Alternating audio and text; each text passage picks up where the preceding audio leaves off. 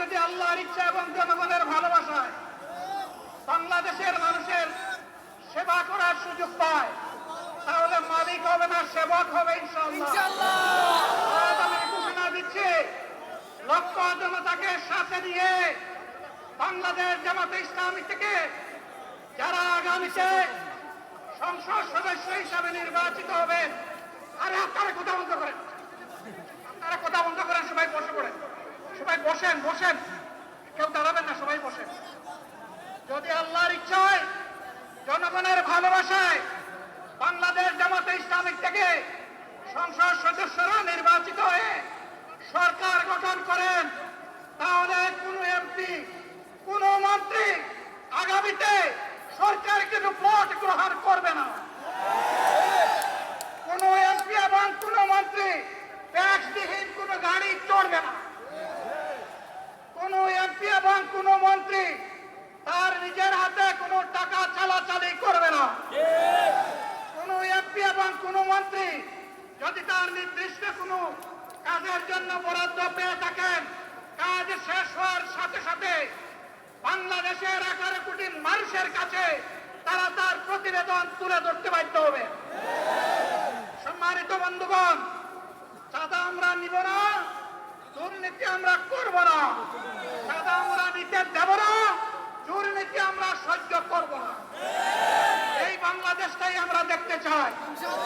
যুবকদেরকে আমরা স্পষ্ট ভাষায় বলতে চাই, বন্ধুগণ, তোমাদের সাথে আমরা আছি। আমি আজকে জামাতের আমির হিসাবে এখানে কথা বলতে আসিনি। আমি এসেছি বাংলাদেশের 18 কোটি মানুষের একজন হয়ে কথা বলতে। আমি শিশুদের বন্ধু, আমি যুবকদের ভাই, আমি বয়স্কদের সহযোদ্ধা, আমার বোনদের আমি ভাই। সুতরাং তাদের মুক্তির জন্যেই আমি দায়িত্ব নিয়ে আজকে এখানে দাঁড়িয়েছিলাম।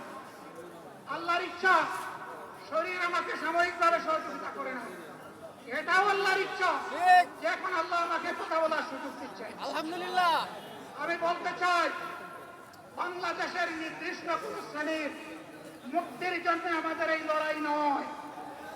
রাস্তার একজন পরিচ্ছন্নতা কর্মী, চা বাগানের একজন শ্রমিক, রক্ত পানি করে ঘাম জড়ানো আমার একজন রিক্সা চালক ভাই মাঠে ময়দানে বাংলাদেশের মানুষের মুখে যারা এক মুঠো ভাত তুলে দিতে চায়, আমার সেই কৃষক বন্ধুটি, আমি তাদের হয়ে আজকে এখানে কথা বলতে এসেছি। আমি কোন অভিজাত শ্রেণীর হয়ে এখানে কথা বলতে আসিনি।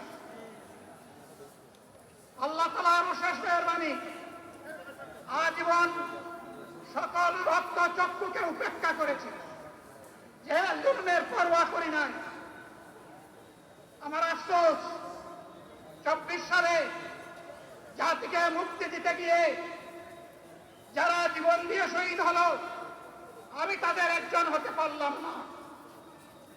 আপনাদের কাছে দোয়া চাই, ইনসাফের ভিত্তিতে একটি দেশ গড়ে তোলার জন্য আগামীতে যে লড়াই হবে, আমার আল্লাহ যেন সেই লড়াইয়ে আমাকে একজন শহীদ হিসাবে কবুল করে। সম্মানিত বন্ধুগণ, আমাদের প্রিয় শহীদ নেতৃবৃন্দ 2006 সালের 28 অক্টোবর থেকে শুরু করে পল্টন গণহত্যা, শাপলা গণহত্যা, সারা দেশের গণহত্যা, পিলখানার গণহত্যা, 24-এর গণহত্যা, এই গণহত্যা যারা করেছে তাদের সকলের বিচার বাংলাদেশের মাটিতে নিশ্চিত করতে হবে। এদের বিচারের দৃশ্যমান প্রক্রিয়া শুরু না করা পর্যন্ত পুরানা ব্যবস্থাপত্রে বাংলাদেশ আর চলবে না। এতগুলো মানুষ এমনি এমনি জীবন দেয় নাই, জীবন দিয়েছে জাতির মুক্তির জন্য। যদি বাস্তবতা পুরানা সব কিছুই টিকে থাকবে, তাহলে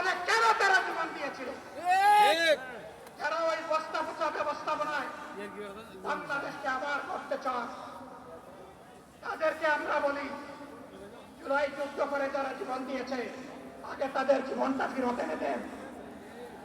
যদি শক্তি তাকে ফিরত এনে দেন, আপনারা পারবেন না, যেহেতু পারবেন না, কাজেই নতুন ব্যবস্থায় নতুন বাংলাদেশ গড়ে তোলা হবে ইনশাআল্লাহ। শিশু, কিশোর, যুবক, মা, বোন, শ্রমিক, ছাত্র, জনতা, ব্যবসায়ী, সবাইকে যেই দেশ, সেই সংবিধান, সেই রাষ্ট্র নিরাপত্তা দিতে পারবে, সেই নতুন বাংলাদেশ আমরা গড়ে তুলতে চাই।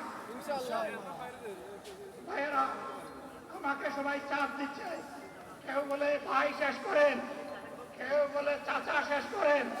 আমি তাদেরকে নিশ্চয়তা দিয়ে বলছি, আমার মুখ আমার আল্লাহ নির্ধারিত সময় থেকে 1 সেকেন্ড আগে হবে না, এবং হায়াত যা দিয়ে